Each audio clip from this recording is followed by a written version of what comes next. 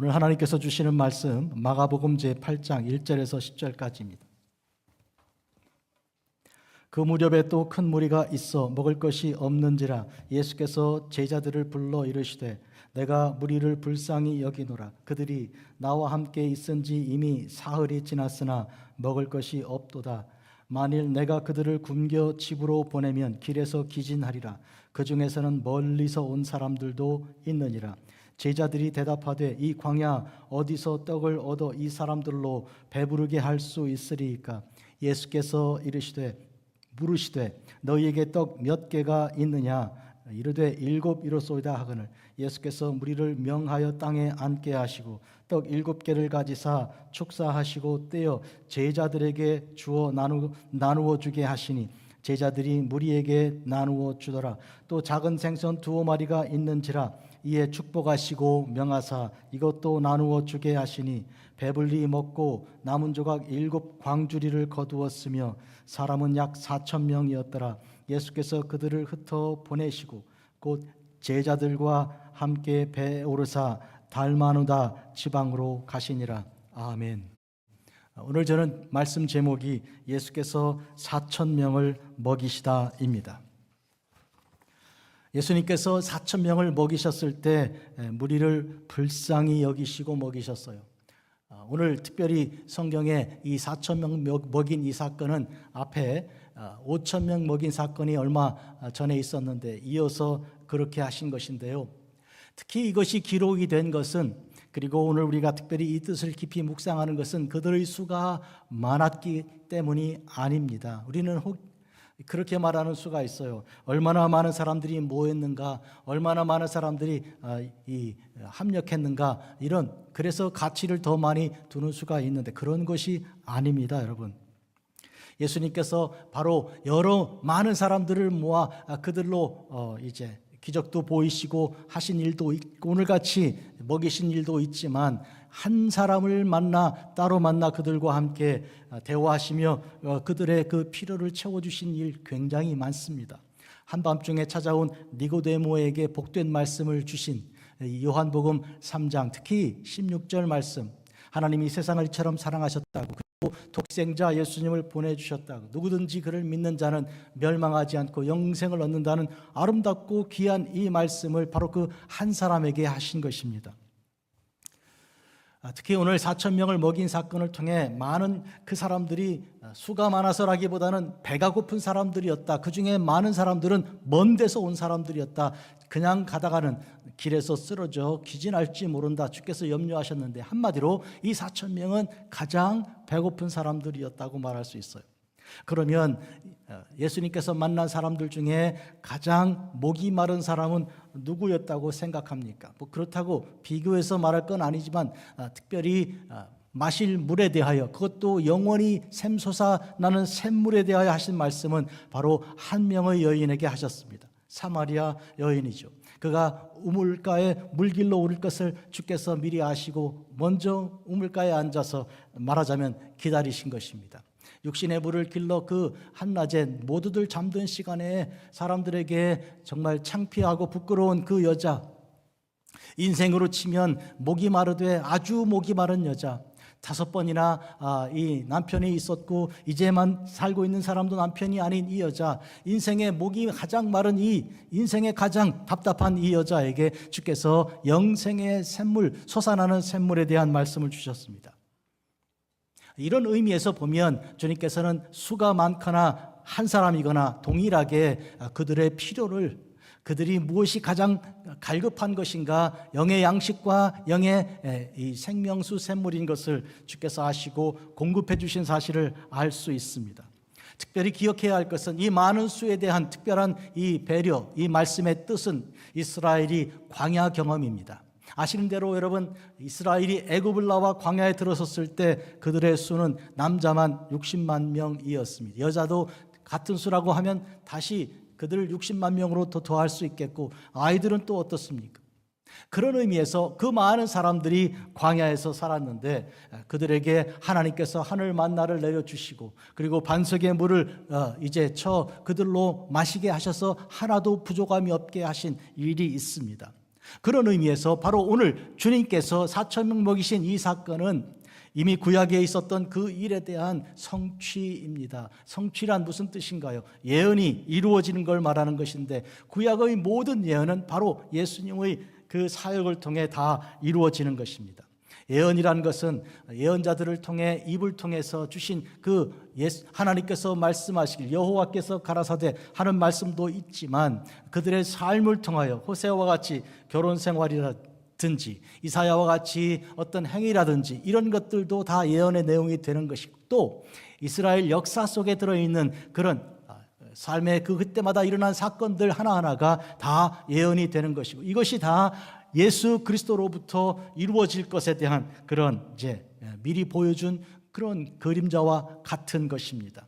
이스라엘이 광야에서 하나님의 그 은혜와 사랑으로 다 먹고 다 마셨고 하나도 부족하지 않았다. 하나도 부족함이 없었다.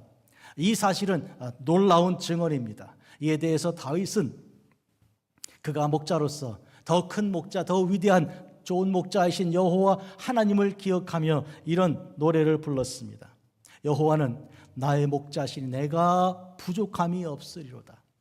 바로 여호와는 나의 목자이신, 내가 부족함이 없다는 이 고백은 바로 이스라엘의 광야 경험에서 비롯된 것이고, 그것이 예언이 되고 오늘 그의 삶에, 다윗의 삶에 현실이 되고 실천이 된 사실에 대한 고백입니다. 부족함이 없다 하는 이 단어, 특별히 카사르라는 히브리어 단어는 꼭 이스라엘의 광야 경험에만 사용된 단어입니다.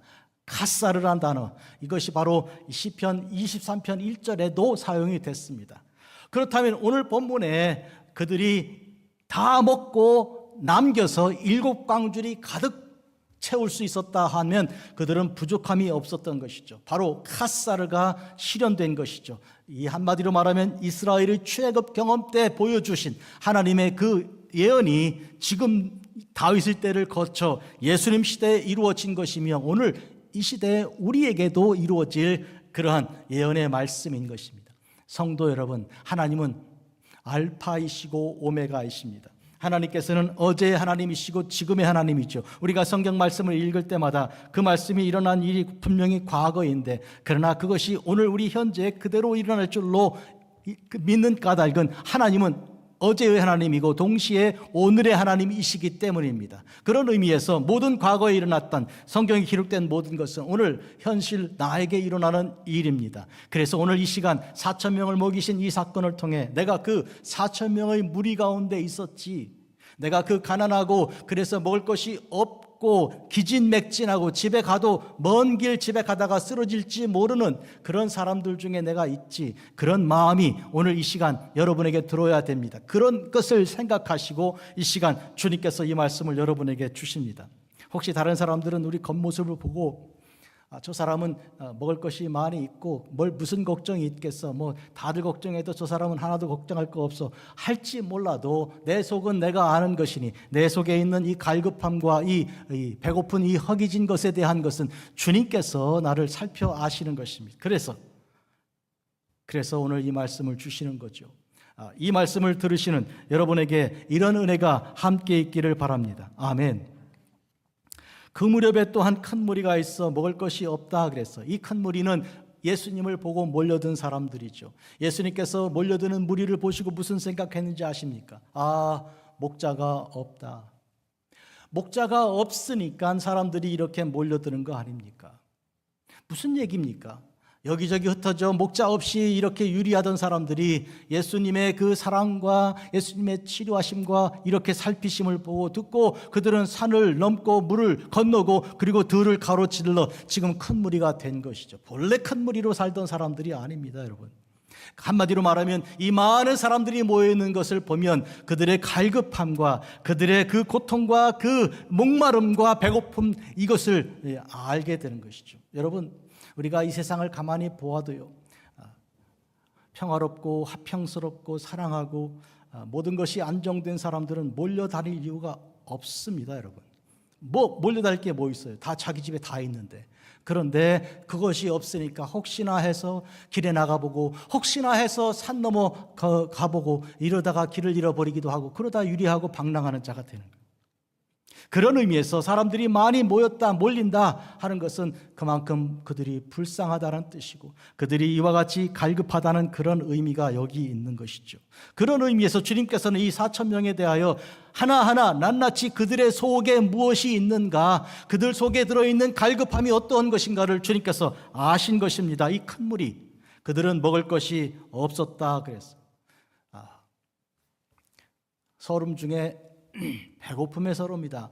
여기 계신 여러분들은 다 뭐 웬만하면 그런 걱정 없이 사신 분들이 그러실 텐데, 그러나 나이 좀 드신 분들 이야기 들어보면 먹을 것이 너무 없어갖고 나무 뿌리를 어떻게 먹었고 이 소나무 껍질을 벗겨다가 어떻게 해서 먹었고 송화가루를 털어가지고 그걸로, 그런 얘기 듣지 않아요? 그런 의미에서 이 가난 못 먹었던 이 경험, 이것은 그때 지나가 버리고 말았으니까 지우개로 지운 것처럼 없어지는 게 아니라 이게 그렇게 되지가 않아요. 제가 한두 번 여러분에게 제가 대학 다닐 때 서울에 올라가서 얼마나 고생했는가 이 얘기를 하면서 그때 먹을 게 너무 없어가지고 그때 굶었던 생각이 있잖아요. 나중에 지금 뭐 뷔페 가가지고 실컷 먹어도요, 이 속이 어딘가 텅 비어 있어요. 그걸 못 채우는 거예요. 그게 채워지지가 않아요. 암만 먹어도 먹은 것 같지가 않은 그런 것이 있다고요. 저가 그렇다고 그러면 훨씬 더 어려운 여건에 산 사람들이야 말할 것이 무엇이 있습니까? 지금 가자지구 지역을 보니까 아이들이 이렇게 솥단지 같은 거, 냄비 같은 거 이런 걸 들고 막 몰려드는데 거기다가 뭔가를 한 국자라도 담는 아이들은 10명 중에 두세 명밖에 안 돼, 20, 30%밖에 안 된다는 거예요. 나머지는 그걸 도로 들고 집에 가야 되는 거예요. 예? 어떤 아이는 여동생이 이거 먹어야 되는데 이거 나는 괜찮은데 여동생 없다고, 이 10살짜리 아이가 그걸 들고 눈물을 떨고 내려가더라고요. 여러분, 그런 걸 보면 이 세상에 가난, 먹지 못한 이 고통과 이 괴로움이 얼마나 심각하고 큰 문제인가 하는 것을 알 수가 있는데, 주님은 그것을 보셨습니다. 그리고 주님은 그것을 들으셨고, 그리고 주님께서는 그것을 위하여 역사를 시작하고 계신 것입니다. 말씀하십니다. 내가 무리를 불쌍히 여기노라. 그들이 나와 함께 있은지 이미 사흘이 지났으나 먹을 것이 없도다. 여러분, 예수님께서 그들을 불쌍히 여긴다 했습니다. 이때 영어로 compassion이라고 말을 번역이 됐는데, compassion은 패션을 come이란 말로 이렇게 조합해서 묶어낸 말이죠. 패션은 그 자체로 고통이고 괴로움이고 이런 아픔이고 이런 것이에요. 그런데 come이라는 것을 그것을 나눈다는 뜻이고 함께 한다는 그런 의미이니까 내가 그들의 아픔에 대하여 나도 그 아픔을 느낀다, 그런 뜻입니다. 예수님께서 참된 목자이신 가장 중요한 근거는 우리의 그 고난과 우리의 슬픔과 우리의 질병과 우리의 그 죄에 짊어지신 데 있는 것입니다. 이것에 대하여 구약 성경은 얼마나 많이 이 목자 되신 참 메시아이신 예수님에 대하여 설명하고 있습니까? 여러분, 이사야 52장과 53장, 특히 53장 그 아름다운 장에서 그가 찔림은 우리의 허물, 우리의 그 죄악 때문이고 그가 상처를 입음으로 우리가 나음을 입었다고, 우리의 모든 질병을 지셨다고, 그 질병을 담당하신 우리 주님, 괴로움을 담당하신 우리 주님에 대한 노래를 부르고 있는 것입니다. 주님께서 내가 무리를 불쌍히 여기노라. 누구에게 말씀하셨습니까? 제자들에게 하신 거예요. 제자들을 어떻게 부르셨습니까? 여러분, 먼저 처음 제자들은 갈릴리 그 해변에서 물고기 잡는 자들이었죠. 그들의 관심은 항상 물고기. 그것에 따라 자기들의 시비가 엇갈리는 거예요. 많이 잡으면 행복한 날이고 별로 없으면 불행한 날이 되겠죠. 그러나 주님께서 그들을 부르사 내가 너희로 사람을 낚는 어부가 되게 하겠다고 말씀하셨어요. 이제는 물고기가 너희들의 행복과 불행을 결정하는 것이 아니라 사람이다. 사람의 생명을 너희들이 건지고 그들을 구원하여 하나님께로 가는 추수꾼으로 너희를 부르겠다. 이렇게 사람 낚는 어부로 부르셨죠. 그렇다면 그 사람 낚는 어부란, 사람에 대한 관심을 가장 집중하는 사람들이란 컴패션이 있어야 되는 것이죠. 고통당하고 괴로운 배고픈 사람들을 보면 이것이 내 배고픈 곳으로 와야 되는 거예요. 때때로 우리가 이 배고픈 걸 왜 그렇게 경험했는가, 저 자신도 그렇고 여러분도 한번 생각해 보세요. 그게 왜 그랬을까? 남 배고픈 거 생각할 수 있도록 하나님 기회를 주시고 훈련시켜 주신 것이 아닌가 그런 생각을 합니다, 여러분. 그러니까 불평할 거 하나도 없어요. 난 너무 불행했어 그러면서 눈물 흘릴 거 없어요. 하나님께서는 여러분들을 그런 사람들이 많은 세상에 보내신 거예요. 그들을 챙기라고, 내 대신 그들을 돌보라고 그렇게 그런 경험을 주신 것입니다. 이런 점에서 오늘 주님께서 내가 무리를 불쌍히 여기노라 하는 그 말씀을 제자들에게 하셨는데 이 제자들은 그걸 알아듣지 못하고 있습니다. 주님 말씀 들어보십시오. 내가 만일 그들을 굶겨 집으로 보내면 길에서 기진할 것이다. 그 중에는 멀리서 온 사람들도 있느니라. 주님은 다 알고 계신 거예요. 4,000명이나 모인 사람들 중에 어떤 사람들은 어디쯤에서 멀리 왔는지 가까이 왔는지 다 알고 계신 거예요. 주님께서 또 그들을 염려하는 것은 지금 그 사람들이 길을 가다가 배고파 쓰러질지 몰라. 그럴 경우 어떻게 하면 좋을까? 주님은 그런 안타까운 마음이 있는 것이죠. 이런 마음이 주님께서 있는데 제자들은 전혀 달랐습니다. 예수님께서 당신을 이렇게 말씀하셨습니다. 요한복음 10장이죠. 나는 선한 목자라. 나는 내 양을 알고 양도 나를 아는 것이 아버지께서 나를 아시고 내가 목자를 아는 것 같으니 나는 양을 위하여 목숨을 버리노라. 여러분, 예수님께서 나는 양을 안다고 하셨습니다. 어떻게 아십니까? 나는 양들을 부를 때 참된 목자는 양을 이름으로 불러 하나씩 불러낸다고 하셨습니다. 숫자가 1, 2, 3, 4가 아니고요. 이름을 부른다고 하신 것이죠. 막달라 마리아가 예수님 바로 곁에서 예수님 만나 부활하신 주님 앞에서도 알아보지 못하고 있는 사실 목이 마르다면 그 여자만큼 사실은 굶주렸다면 그 여자만한 여자가 사실은 없는 사람이죠. 가장 소중한 것을 결핍하고 있는 사람이니까. 그런데 그에게 마리아야 하고 이름을 불러주셨어요. 그때 그의 마음이 그의 눈이 활짝 떠지고 그분이 예수님이신 줄 알았지 않았습니까? 이름을 불러주실 때, 내 이름을 불러주실 때 나를 여러 사람 중에 하나로 숫자로 부르는 것 아니라 나의 이름을, 나의 실체를, 나의 존재를 내가 항상 붙들고 씨름하고 고민하는 나의 그 삶을 주께서 불러주시는 것이죠. 그걸 알아주시는 분이 주님이십니다. 보십시오. 내가 내 양을 알고 그러니 주님께서 나를 아신다는 것만큼 놀라운 사실이 어디 있습니까? 보통 사람들은 그렇지가 않아요. 나가실 때 많이 신경을 쓰실지 몰라도요. 한 가지 기억하셔야 될 것은 사람들은 별로 나한테 관심이 없다는 거예요. 진짜 관심 없습니다. 아인슈타인이라는 사람이 있는데 외출하고 돌아와서 이렇게 자주 물었답니다. 왜 사람들은 나한테 관심이 없지? 왜 나한테 사인 받으러 안 오지? 이렇게 했다는 거예요. 누가 그 지나가는 노인에게 그런 관심이 있겠습니까? 없습니다. 오로지 예수님만 여러분에게 관심이 있습니다. 그러므로 우리가 예수님을 생각하고 그분에게 눈을 맞추어서 Let us fix our eyes upon Jesus. 우리가 예수 그리스도께 눈을 맞추어 바라보아야 한다는 히브리서 12장 2절 말씀이 우리 삶의 중심이 되어야 할 것입니다.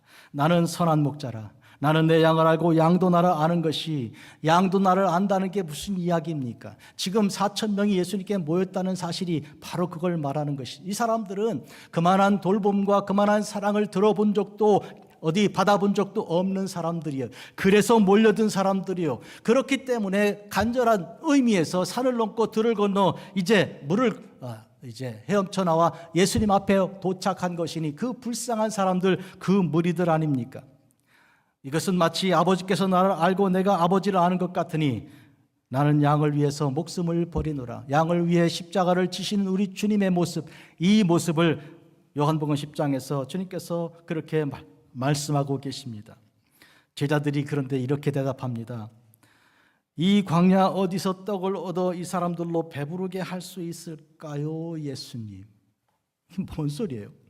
아니, 여기가 광야입니다. 광야, 아무것도 광야라는 것은 아시는데도 풀도 없고 나무도 없고 이 집안 이런 어떤 그 인가도 없는데 상점은 더더구나 없지요. 여기서 어디서 이 사람들에게 음식을 얻어서 이 사람들로 배부르게 할 수 있을까요? 불가능하다는 얘기죠. 이 광야 어디에서? 여러분, 이와 같은 질문을 가만히 생각해 보니 광야 생활하던 이스라엘에게서도 나온 질문입니다. 이미 말씀드린 것처럼 오늘 5,000명과 4,000명을 먹이신 이 사건은 이 이스라엘이 광야에서 하나님께로부터 어마어마한 하늘 만나와 메추라기와 반석의 물을 먹고 마시고 해서 그들이 하나도 부족함이 없었던 것을, 그 역사적인 그 예언이 오늘 여기서 성취된 것에 대한 그런 증거인 것입니다. 자, 그런데 이스라엘 사람들이 광야에서 이렇게 한 것이죠. 우리가 애굽 땅에서 고깃가마 곁에 앉아있던 때와 떡을 배불리 먹던 때가 그때 여호와 손에 죽었으면 좋았을 것을. 그때 누가 애굽에 있을 때 누가 죽었나? 애굽 사람들이 죽은 거 아니에요? 하나님 손에? 그때 어린 양의 피를 바르지 않고 하나님의 그 재앙을 그대로 다 받은 거 아닌가요? 그런데 그때 죽었으면 좋았을 것을, 그게 무슨 얘기예요? 그때 거기서 그들은 고깃가마 곁에 앉아서 먹으면서 떡을 배불리 먹었다. 뭔 소리 하는 거예요? 그들은 거기서 고통당하고 괴로움 당하는 가운데 죽지 못해 괴로워 부르짖고 하나님이 그 음성을 들으시고 그 약속, 이 아브라함과 이삭과 야곱에게 주신 약속을 기억하시고 그들을 이제 살피셨던, 보살피셨던 것인데 지금 과거를 이렇게 아름답게 미워하는 까닭이 무엇입니까? 하나님의 그 능력을 믿지 못하기 때문이죠. 이 광야의 현실을 훨씬 더 크게 보았기 때문입니다. 하나님의 능력은 극히 작게 보거나 아예 없게 생각한 것이죠. 심지어 모세도 그랬습니다. 모세는 어떤 사람인가요? 하나님께서 그에게 능력을 보이시고 그리고 그가 이스라엘 사람들을 건져낼 수 있도록 훈련받은 사람이고 보냄받은 자 아닌가요? 그런데 나와 함께 있는 이 백성의 보행자가 60만 명이온데 하나님께 드리는 말씀이에요. 주의 말씀이 한 달 동안 고기를 주어 먹겠다 하시오니 그들을 위하여 양떼와 소떼를 잡은들 족하며 바다의 모든 고기를 모은들 족하오리까. 도대체 이게 모세가 한 말이란 말이에요. 하나님, 도대체 이 들판에 있는 모든 양을 다 잡은다 해도 이 60만, 남자만 60만 못 먹입니다. 바다에 있는 모든 고기를 모아도 안 됩니다. 이런 사람이면 하나님께서 잘못 선택하신 거 아닌가? 그런데 놀랍게도 오늘 본문에서 주님께서 바로 그런 제자들에게 떡을 주시고 너희들이 나누어 주라고 하십니다. 그런 의미에서 그들은 의심하던 자들이고 그들은 주님의 사역에 대하여 이제 협조하지 않던 자들인데 주님께서는 그들에게 너희가 나누어 주라고, 그리하여 그들의 손에 이제 떡을 주시고 그 떡을 이 사람들에게 나눠줄 수 있는 사명자가 되게 하신 것이니까 이 얼마나 놀라운 일입니까? 바로 이런 모세를 하나님께서 들어서 그의 지팡이와 함께 하시고 그의 손과 함께 하시고 그 말과 함께하여 역사를 이루신 것을 보면 하나님만 찬양을 받으셔야 됩니다. 우리 모든 인생 삶 속에 역사하시는 그 아름다움에 대하여 어떤 인간도 그 영광을 나누어 가질 자 전혀 없으니 하나님만 영광 받아야 할 것입니다. 모세는 여러 차례 하나님 앞에 주여 이때가 좋습니다. 저를 여기서 죽여주시면 되겠습니다. 이렇게 부르짖어 말했던 사람입니다. 그 말은 무슨 얘기인가요? 저 여기서 죽겠으니 그 말은 못합니다. 사명 다 거두어 가십시오. 그런 뜻이에요. 주님 나 부르셨던 사명 없던 걸로 합시다. 그런 뜻이죠. 그만 아닙니다, 여러분. 요나도 여러 차례 하나님 차라리 여기서 주님 손에 죽겠습니다 그랬고요. 하밧 엘리야는요, 엘리야도 그랬습니다. 여기서 죽여주십시오. 이런 의미에서 얼마나 많은 사람들이 이와 같이 하나님 앞에 소망이 아니라 믿음이 아니라 절망을 그리고 불신을 토로하였습니까? 우리가 그토록 존경하고 사랑하는 욥도 그와 같이 하였습니다. 3장을 읽어보면 차라리 내가 죽어서 나올 걸 왜 도대체 어찌하여 하나님은 나를 살려주셔서 이 고통과 고난을 보게 하시는 것이냐, 이런 장탄식을 늘어놓지 않아요. 이런 의미에서 우리의 삶에 누리는 모든 은혜와 모든 사랑은 다 하나님의 것입니다. 인간의 것은 절대로 없습니다. 여러분, 주께서 물으셨습니다. 너희에게 떡 몇 개가 있느냐? 예수님의 질문을 들어보십시오. 이것은 카운터 질문이에요. 뭐예요? 다시 앞에 질문을 뒤집어 버리는 것이죠. 앞에 무슨 질문을 했는데요? 제자들이 이랬습니다. 이 광야 어디서 떡을 얻어 이 사람들로 배부르게 어떻게 할 수 있습니까? 어디서 어떻게 이렇게 얘기한 거예요. 그런데 주님께서 그 질문을 이렇게 뒤집어 바꾸신 거예요. 너희에게 떡 몇 개가 있냐? 떡이 몇 개나 있냐? 한마디로 이 질문이 나오기 전에 그들은 스스로 자기들에게 떡이 얼마나 있는지 찾아보지 않았어요. 생각해보지도 않은 것이죠. 왜? 그들은 이미 포기했으니까. 이미 다 절망해버렸으니, 살아있는데 벌써 죽었다는 그런 뜻입니다, 여러분. 에스겔이 골짜기로 부르심받아 나갔을 때 거기엔 뼈들이 쌓여 있었습니다. 그때 하나님께서 에스겔에게 주신 그 질문이 하나 있죠. 무엇입니까? 인자야, 이 뼈들이 능히 살겠느냐? 이 뼈들이 능히 살겠느냐? 한 번도 생각해 본 적이 없는 질문이에요. 왜? 포기했으니까. 저들은 죽었을 뿐만 아니라 죽어서 말라버렸으니까, 그리고 뼈들만 남았으니까 도대체 이것이 어떻게 산다는 것입니까? 불가능한 일이죠. 현실로 볼 때 그렇죠. 그러나 이 뼈들이 능히 살 것인가 하는 질문은 좋은 질문입니다. 세상에 많은 사람들이 나쁜 질문에 붙들려서 그들의 삶의 모든 기회를 다 반납해버리고 하나님에 대한 신앙을 버리는 것이죠. 우리 하나님께서는 우리에게 좋은 질문을 품게 하십니다. 항상 그래요. 제자들의 경우에도 나쁜 질문을 가지고 주께 왔을 때 바리새인들과 서기관들과 이런 사람들만 아니라 제자들도 그랬어요. 날 때부터 소경된 어떤 사람을 보고 그들은 예수님께 이렇게 여쭈었습니다. 누구 죄 때문에 저렇게 되었을까요? 얼마나 참혹하면 그런 말이 나왔을까? 이해는 되는데 둘 중에 하나로 늘어놓았어요. 하나는 본인의 죄로 저렇게 태어났을까요? 아니면 부모의 죄가 저렇게 났을까요? 만약에 그 둘 중에 하나를 고른다 그러면, 그렇다 그러면 어떤 결과가 납니까? 제자들 그 질문을 던진 사람들은 아무것도 하지 않아도 되는 거예요. 왜? 저 사람은 적어도 자기 죄거나 혹은 부모의 죄로 저렇게 났으니까 싼 거야, 그렇게 된 거야, 자기 값을 받는 거야 하고 물러설 수 있잖아요. 보통 나쁜 질문을 가지는 하는 사람의 동기들은 뭐냐면 하고 싶지 않아서, 내 손을 물묻히고 싶지 않아서, 그래서 물러서면서 하는 질문이 보통 나쁜 질문이에요. 그러나 주님께서는 가서 그들을 살리시는 분이시잖아요. 해서 뭐라고 질문을 바꾸셨습니까? 어떻게 우리가 이 일로 하나님께 영광 올려드릴까? 이 질문으로, 나쁜 질문을 좋은 질문으로 바꾸어서 그들에게 제시하셨습니다. 어떻게 이 시간 이 사람을 통하여 우리가 하나님께 영광을 올려드릴 것이냐? 오늘 주님께서 주신 좋은 질문, 오늘 본문에서는 너희에게 떡이 몇 개가 있느냐? 성도 여러분, 여러분들이 가난하고 배고픈 사람들, 불쌍한 사람들을 만나면 이 질문을 품으셔야 됩니다. 주님께서 주신 질문이죠. 나에게 무엇이 있지? 가만, 나에게 무엇이 있는 거야? 이거를 말하지 않고 생각도 안 해보고 나 아무것도 없어, 나 할 수도 없고, 여긴 광야 아니야, 여기는 시장도 없어, 이렇게 하고 물러설 거라면 우리는 예수님을 따르는 그리스도인이라고 말할 자격이 없는 거죠. 주님은 그런 질문으로 물러서게 하지 않습니다. 대신 너희에게 떡이 몇 개나 있느냐, 너에게 무엇이 있느냐라고 묻게 하십니다. 7개입니다. 이런 대답을 주께서 들으셨습니다. 그리고 주님은 무리를 지어 땅에 앉게 하셨습니다. 떡 7개를 가지고 먼저 하나님께 감사 기도를 드렸습니다. 그리고 떼어서 직접 무리에게 주신 게 아니고 제자들에게 주셨습니다. 말씀드린 것처럼 제자들은 부르심 받은 사람들이었으나 부르심을 까먹고 있었고, 도리어 예수님의 사역을 방해하는 자로 도대체 여기 광야입니다, 주님 모르셨습니까? 그리고 이 많은 사람들 세워보십시오, 4,000명도 넘습니다, 몰랐어요? 그리고 여기는 아무것도 없잖아요. 이렇게 하여 주님의 사역에 찬물을 끼얹던 자들인데, 그러나 주님께서 그들에게 떡을 주시고 나눠주라, 너희들이 나눠주라고, 이렇게 하여 그들이 말하자면 이 아름다운 이 먹이는 사역의 사역자로 부르심 받은 것이죠. 오늘 우리가 혹시라도 누구라도 어떤 사역을 하나님께로부터 받았다 그러면 이것은 우리가 자격이 있어서가 아닙니다, 여러분.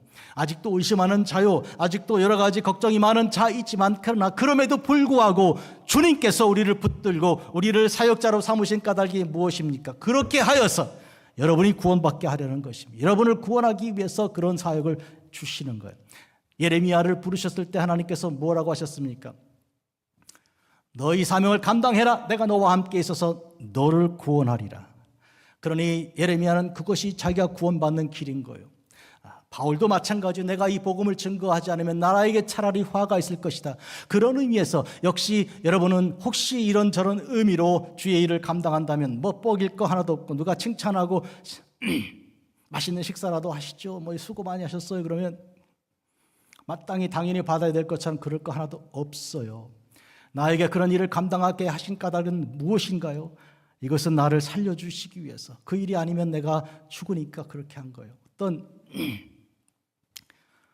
한국에 제가 어떤 교회에서 사역을 옛날에 했는데 병원장 부인이 이 차를 가지고 목사님, 그때는 자가용이 별로 없던 80년대 중반이니까 그래서 강사 목사님 뭐 모셔다 드리고 하는 그 운전을 막 하는 거예요. 교회 목사님도 차가 없었던 때인데, 그래가지고 목사님이 참 훌륭하신 이 집사님이시라고, 병원장 부인이신데 이 많은 훌륭하신 이 바쁜 시간을 다 쪼개서 이렇게 사역을 한다고 이렇게 칭찬을 넌지셨더니 뭐라 그러니까 하니까, 목사님 제가요 말이죠, 이렇게 교회에서 섬기는 거 아니면 저 혼자 고민하고 괴로워하다가 언제 죽을까 이러다가 언제 죽었을지도 몰라요.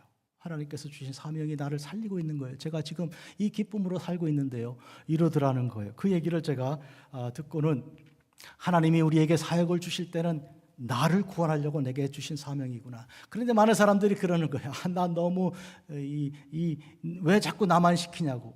저 사람들은 일 안 하는데 왜 나만 시키냐고 자꾸만 이렇게 하는데, 그건 너를 사랑하고 너를 구원하려고 하는 하나님의 뜻이 있다는 걸 꼭 아셔야 되겠죠. 지금 주님께서 떡을 훅 하고 던져가지고 4,000명 그 앞에 탁 나눠주실 수 있는 능력이 없으실까? 있어요. 그런데 왜 제자들을 불러가지고 불평불만하고 의심하던 그들에게 나눠주게 하셨을까? 그 뜻이 거기 있는 것이죠.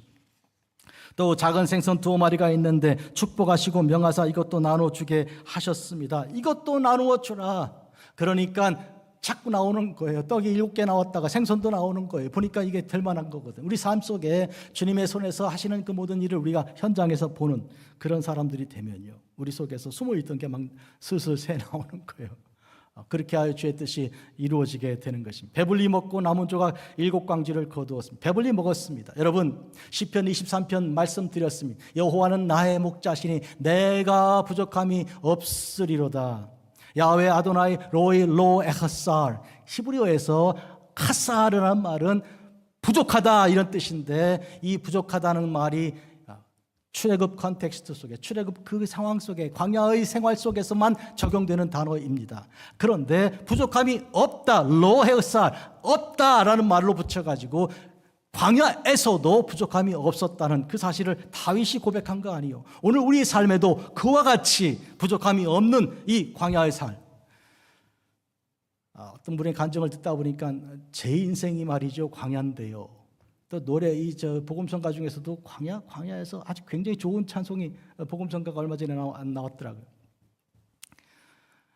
남들은 겉을 보고 껍데기를 보고 저 사람은 뭐 걱정 근심도 없고 뭐 이렇게 할 줄 모르나, 그러나 남몰래 흐르는 눈물들이 있는 것이죠. 이 세상에 참 뚜껑 열어보면 다 보글보글 다 끓고 있는 거예요. 어느 집이나 다 마찬가지예요. 그런 의미에서 우리는 다 광야로, 하나님께서는 우리를 광야로 내모셨어. 우리를 살려주시기, 애굽에서 건져내신 다음 하나님께서 광야로 내모신 것처럼 우리를 그렇게 하여 하나님만 믿게 하고 하나님만 섬기게 하신 그런 뜻인 것이죠. 4,000명이 있었어요. 그들에게 다 먹게 하신 것이죠. 성도 여러분, 이 5,000명을 먹이신 사건은 이 마태, 마가, 누가, 요한복음에 다 들어있고, 이 4,000명 먹인 사건은 이 마태, 마가, 누가복음에 들어있는 말씀이에요. 이와 같은 말씀 속에 들어있는 가장 중심적인 것은 뭔가 하냐, 하나님께서 예수 그리스도를 이 땅에 보내사 그 당신의 아들 예수님을 우리들이 양식으로 삼게 하신 거예요. 하나님의 입에 나오는 모든 말씀으로 사는 것이라고 이 신명기에 기록된 그 말씀이 곧 하나님의 아들 예수 그리스도인 것이죠. 태초에 말씀이 계시니라, 이 말씀이 하나님과 함께 있었고 이 말씀이 곧 하나님이시니라. 제가 아침에요 커피를 사러 잠깐 들렀더니, 제가 성경책 펼쳐놓고 오늘 새벽 예배 준비하고 있으니까 알도 모르는 그 백인 남자가 쓰고더니 나는 요한을 좋아한다. 제가 요한 2서를 열어놨는데 자기는 요한복음인 줄 알고 나는 요한을 좋아한다 그러면서 하는 얘기가, 태초에 말씀이 있는데 그 말씀이 하나님과 함께 있었고 하나님, 오늘 내가 설교할 거를 말하고 있더라고요. 그래서 내가 이 세상에 뭐 이런 일도 다 있네 그랬어요. 좌우간 어쨌든 그런 일도 있었어요. 여러분, 바로 이 말씀이 이 땅에 와서 우리 주님께서 주시는 그 음식, 그 양식을 먹어야 우리가 가라지 않고, 그 예수님의 피를 마셔야 우리가 갈급하지 않은 것이죠. 이것이 오늘 우리 주님께서 우리를 만족하게 하신, 부족함이 없었다, 그런 의미에서 광야에서 일어난 사건은 역사적으로 이례적 다 한 번 있었던 사건이지만, 그러나 이것은 우리가 길이길이 기억해야 할 것이고, 여러분 여러 절기들이 있잖아요. 먼저 6월절이 있고, 그리고 뭐예요? 무교절이 있고 여러 절기들이 다 광야 때의 기억을 하게 하는 것이죠. 광야가 이스라엘이 애굽을 떠나서 시내산에 들어갔을 때까지 2달 걸렸고요. 거기서부터 출애굽기 말씀 받고 그다음에 레위기 말씀 받고 신명기 민수기 10장에서 출발해 나올 때까지 한 1년 걸린 거죠. 모든 절기는 1년 주기로 돌아가잖아요. 그러니까 그때 광야 경험을 계속 반추 기억하라 그런 뜻이에요. 성경에 나오는 모든 절기라 한마디로 광야의 그 1년 말씀을 받고 그 말씀대로 실천하고 순종하여 하나님의 성막을 세우고 살아갔던 그때를 계속 반복을 시키는 것이죠. 이런 의미에서 오늘 우리는 예수님 때 이와 같이 4,000 먹이신 사건을 통해서 모든 사람들이 집단적으로 바로 출애굽 사건, 광야의 사건을 지금 기억하게 만들고 계신 것이죠. 주님께서요. 그리고 그것을 다윗은 그 전에 기억했고 오늘 우리도 지금 기억하고 있는 것입니다. 예수님의 몸을 먹고 예수님의 피를 마신 이 어마어마한 이 영적인 이런 거룩한 성만찬의 사건의 그 현실 속에 오늘 우리가 들어와 있습니다. 한마디로 오늘 본문이 중요한 것은 4,000명이나 되는 많은 사람을 먹였으니까 중요한 게 아니라고 말씀드렸어요. 그들은 배고팠기 때문에, 그들은 굶주린 자들이고 가다가 쓰러져 기진할 사람들이기 때문에, 사람들이 그렇게 모인 것은 그들이 목자가 없기 때문에 여기저기 유리하다가 몰려다니다가 그렇게 큰 무리가 된 거예요. 그러니까 많은 사람이 모인 것에 대해서 여러분 그 중에 들었다고 우쭐거릴 거 하나도 없고, 당신도 결국 목자를 못 찾고 다니다 그렇게 된 거니까. 반대로 혼자 있는 사람도 또 마찬가지예요. 이 사마리아 여인처럼 가장 목마른, 세상에서 가장 목이 마른 사람의 주님께서 나타나서 그에게 영원히 샘솟아나는 샘물에 대하여 말씀하시고 그 샘물을 주시겠다고 말씀하시고, 이 여자가 그 물을 마셨고 그리고 동네 사람들에게 나아가서 내가 메시아를 만났다고 고백하지 않았습니까? 오늘 읽은 시편 136편 22, 23, 26절 저는 목회 기도 때 읽어드렸어요. 23절 우리를 비천한 가운데서도 기억해 주신 이에게 감사하라. 그 인자하심이 영원하미로다. 우리를 비천한 중에도 기억하신 이에게. 여러분, 우리가 비천하면요, 사람들은 우리를 잊어버리려고 애를 씁니다. 저 사람 나 모른다 그래, 전화 와도 나 없다 그래, 이렇게 잊어버리는 것이죠. 그런데 그런 비천한 가운데서도 나를 기억해 주시는 분은 한 분밖에 안 계신데 그분이 바로 우리 구주 예수님이십니다. 여러 해 후에 애굽 왕은 죽었고 이스라엘 자손은 고된 노동으로 말미암아, 여러분 저는 그들이 얼마나 비참했는지 출애굽기 한 말씀을 읽고 있습니다.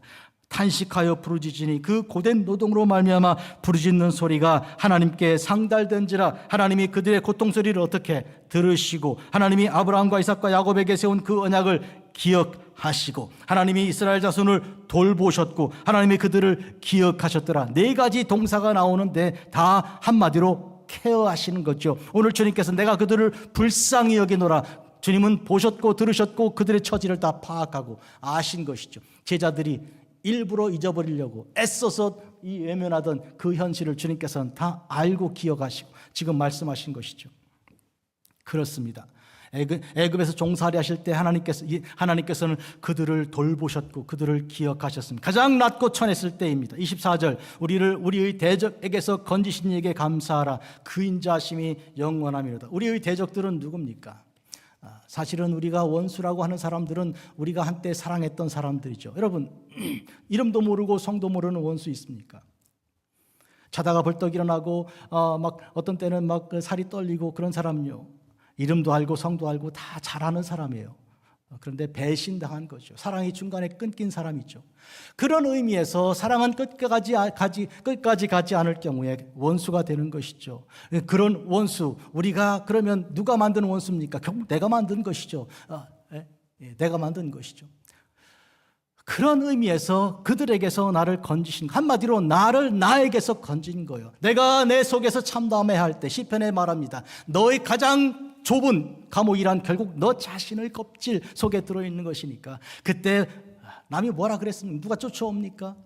그런데 쫓아오는 자가 없이 도망치는 까닭은 그가 자기 속에 갇혀있기 때문인데요. 그런 의미에서 우리 주님께서 나를 나에게서 건져내신 그런 의미라고 말할 수 있습니다. 아말렉과의 전쟁 속에 모세는 손을 들고 하나님께 간절한 기도를 드려 그래서 그 일로 인하여 승리를 거뒀죠. 오늘 우리는 모든 전쟁을 이기는 길은 결국 기도하는 수밖에 없는 것이죠. 모든 영적인 전쟁의 가장 핵심은 결국은 내가 손을 들고 기도하는 데 있는 거예요. 절망적인 상황이고 그만한 좌절할 만한 충분한 이유가 있는 까닭은 그 시간에 무릎 꿇고 기도해야 되기 때문이죠. 모세가 제단을 쌓고 그 이름을 여호와 니시라고 하고 이르되 여호와께서 맹세하시기를 여호와가 아말렉과 더불어 대대로 싸우시리라 하여 한 번 싸우신 여호와 하나님께서 대대로 싸우신다는 말은 지금 승리를 주신 하나님께서 계속 오늘도 내일도 모레도 계속 승리를 주시는 분이시라는 것을 우리가 알 수 있어요. 이게 영원히 솟아나는 샘물의 법칙입니다, 여러분. 그리고 사람이 먹고 죽는 그 음식이 아니라 먹고 계속 영생하는 양식이 예수 그리스도이신데 이것은 반복하는 계속적으로 끊임없이 흘러넘치게 하시는 그런 은혜입니다. 여호와 니시가 무슨 뜻인가요? 니시는요, 니스라는 게 히브리어인데 니스는 우리가 흔히 깃발이라고 생각할 수 있는데 깃발도 되지만 그 깃대가 더 맞는 얘기. 깃대, 높이 세운 막대기를 높이 세운 거, 번쩍 창을 높이 들거나 말이죠. 뭐예요? 이겼다는 거죠. 우리가 이 고지를 점령한 다음에 고지에다가 막대기 세워놓고 하는 것처럼 여호와는 나의 깃발이시다. 나의 어떤 그 표시, 승리의 표시이시다. 여호와께서 나와 함께 계시니 나에게 승리를 주신다는 뜻입니다. 23, 25절 모든 육체에게 먹을 것을 주신 이에게 감사하라. 그 인자하심이 영원하미로다. 모든 육체, 예수님께서 산상수훈에서 공중의 새를 보라. 심지도 않고 거두지도 않고 창고에 모아들이지도 아니하되 너희 하늘 아버지께서 기르시나니 너희는 이것들보다 귀하지 아니하냐. 이거 좋은 질문이에요. 여러분, 새도 노래하고 즐겁게 살아가는 하나님께서 다 먹여주시는데 나는 왜? Why not me? 이렇게 되는 거예요. 왜? 하나님은 우리를 당신의 모양과 형상대로 만드셨기 때문에, 거룩하게 만들어 하나님을 예배하는 자로 만들었기 때문이죠. 하늘의 하나님께 감사하라. 그 인자하심이 영원하미로다. 26절 마지막 절입니다. 하늘 천지 만물을 지으신 하나님께 감사해야 할 것입니다. 여러분, 이런 의미에서 우리 주님께서 오늘 4,000명을 먹이신 것은 우리 모두를 다 먹이시는 거고 그때만 아니라 계속 이어서 주시는 그런 하나님의 그 섭리이신 것인데, 하나님은 어제의 하나님이시 아니라 이실 뿐만 아니라 오늘의 하나님이십니다. 알파와 오메가 되신 분이시죠. 예수 그리스도는 어제나 오늘이나 영원토록 동일하신 분이십니다. 아멘. 10절 오늘 본문 마지막입니다. 곧 제자들과 함께 배에 오르사 달마누다 지방으로 가시니라. 여러분, 곧 영어로 immediately, 곧 주님께서 그들이 배부르고 다 일곱 광지를 거둔 다음에 곧 떠나신 거예요. 왜 곧 떠나셨을까? 좀 더 계시면 좋을 텐데, 그들의 마음이 활짝 열렸을 때 그들에게 뭔가 더 말씀해 주시면 좋을 텐데 그게 그렇지가 않은 거예요. 이들은 예수님을 왕으로 삼으려고 했던 5,000명의 그 이때 일을 예수님께서는 알고 계신, 사람들은 이것을 육신의 떡을 먹었던 것으로 생각하는 거예요. 너희들이 나를 이렇게 찾는 것은 떡을 먹었기 때문이다. 하나님 말씀을 들었던 것이 아니라, 이와 같이 그들은 하나님의 성령을 받아서 보혜사 성령의 역사하심을 따라 예수를 그리스도로 고백하기 전에는 모든 일어난 일들을 자기 중심으로 육신으로 해석할 것입니다. 그런 것에 대하여 주님은 떠나심으로, 그것도 즉시 지체하지 않고 떠나심으로 그들에게 말하자면 교육하시고 가르쳐 주신 것이죠. 주님 왜 떠나시지? 우리와 같이 계시면 더 좋을 텐데, 우리가 조금 더, 그러면서 그들에게 생각하게 기회를 주시는 것이죠. 많은 경우에 우리는 같이 있어서 같이 있는 게 좋다고 늘 생각하는데요. 그래서 그게 아니고 떨어져 있을 때, 떨어져 있음으로 훨씬 귀한 일을 얻을 수가 있는 오늘 하나의 법칙이 여기 본문에 나오는 것입니다. 내가 주는 물을 마시는 자는 영원히 목마르지 아니하리니 내가 주는 물은 그 속에서 영생하도록 솟아나는 샘물이 되리라. 누구에게 한 말인가요? 가장 목마른 사람에게 한 말이죠. 이는 홀로 있는 사람이었어요. 그룹으로 모이거나 홀로 있거나, 저는 이제 원칙을 말씀드려요. 다 목마른 자들이고 다 배고픈 자들이죠. 목사님 아까는 많이 모인 사람들 보면 불쌍하다 그랬고 그들이 배고픈 사람이라 그랬는데, 혼자 있는 사람도 가장 목마르고 가장 그런 사람이라고 하시네요. 그러면 어떤 게 맞나요? 그런데 뭐 어떻게 맞긴, 다 맞지. 모든 사람이 결국은 혼자 있거나 여럿이거나 다 마찬가지로 고독하고 목마르고 다 배고픈 사람들이에요. 이 세상 모두 가요, 다. 그 중에 한 군인이 창으로 옆구리를 찌르니 곧 피와 물이 나오더라. 이 요한복음 19장 34절인데요. 주님께서 그 옆구리에 흘리신 그 이제 피와 물, 그것은 반석에서 물을 냈던 그 이스라엘 광야 경험이 지금 예수님을 통해서 이루어진 사건입니다. 예수님의 몸은 반석이시죠. 반석이 깨어져서 물이 나와 그 물로 우리가 만족함을 얻은 것처럼 예수님의 십자가에서 흘리신 그 십자가의 그 피로서 우리가 영생하도록 우리 속에서 솟아나는 샘물이 되는 것입니다. 너희가 아직도 깨닫지 못하느냐? 떡 5개로 5,000명을 먹이고 주운 것이 몇 바구니며 떡 7개로 4,000명을 먹이고 주운 것이 몇 광주렸는지 기억하지 못하느냐? 어찌 내 말한 것이 떡에 관한 것이 아님을 깨닫지 못하느냐? 오늘 이 말씀으로 정리해 드리려고 그래요. 오늘 4,000명, 그 앞서 5,000명인데 이 둘을 다 묶어가지고 주님께서 이에 대해서 이것은 떡에 대한 얘기가 아니다. 육신의 떡에 대한 것이 아니라고, 이것은 영생하도록 준 말씀이라. 요한복음 6장 13절, 살리는 것은 영이니 육은 무익하니, 영에 대한 말씀이고 내가 너에게 이른 말이 영이요 그리고 생명이라고 주께서 하신 말씀, 오늘 우리가 반드시 기억해 알아야 할 것입니다. 이 시대는 어떤 시대인가? 참 대단한 시대입니다, 여러분. 인터넷 그냥 뭐 유튜브 클릭만 해도 요한복음 1시간 안에 2시간 안에 다 읽어줘요. 뭐 설거지하면서 다 들을 수 있어요. 도대체 이런 시대가 어디 있을까요? 달러출이 있잖아요. 1달러 파는데 성경 전서가요, 구약에서 신약 다 들어있는 책이 1달러에 팔더라고요. 제가 하도 신기해갖고 4권을 사가지고 왔잖아요. 2권은 교회에다 갖다 놓고 2권은 집에 있는데요. 볼 때마다 너무 신기한 거예요. 그 무슨 생각이 드는가 하니까 주님께서 나에게 이렇게 가까이 오셨어요. 나에게 이렇게 가까이 오신 거예요. 내 손에 닿을 만큼 내 귀에 들려주시고 계신 거예요. 그런데도 불구하고 내가 듣지 않고, 나는 보아도 보지 못하고 들어도 듣지 못하는 거예요. 이 얼마나 안타까운 현실입니까? 아모스 8장 11절에서 13절 말씀 읽어드립니다.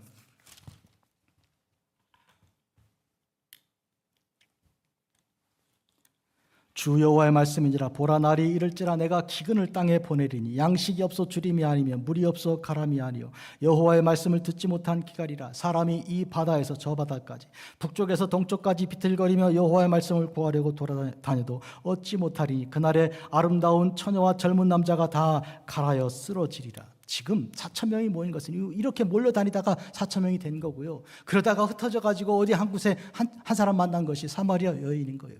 이렇게 목마른 사람과 이렇게 배고픈 사람들이 이 세상의 천지입니다. 산에 들에 그리고 골짜기에 그리고 도시의 시골에 어디에나 만날 수 있는 그 모든 사람들을 우리는 대하여 하나님 말씀을 전해야 됩니다. 세상 일에 대하여 우리가 많이 썩을 양식을 위해서 일하지 말라 준 말씀하십니다. 그거 먹고 죽을 거 갖고 일하지 말라고, 영생하도록 왜 일하는 양식을 위해서 일하라고. 여러분이 성경을 읽으시고요, 또 읽고 또 읽고, 그 말씀이 너무 좋아서 말씀을 사랑하고, 그리고 너무 좋아서 이것 좀 들어볼래 하고 그 사람에게 내가 밥 사줄 테니까 내 말을 좀 들어보라고, 그렇게 하는 것이 얼마나 중요한 일인지 몰라요. 이 바비 말튼 집사님은 코카콜라를 좋아하는 사람에게 찾아가가지고 콜라를 하나 주고 콜라를 마시는 동안은 자기 말을 듣는다는 거예요. 들을 수밖에 없죠. 이거 콜라를 내가 준 거니까. 그랬죠?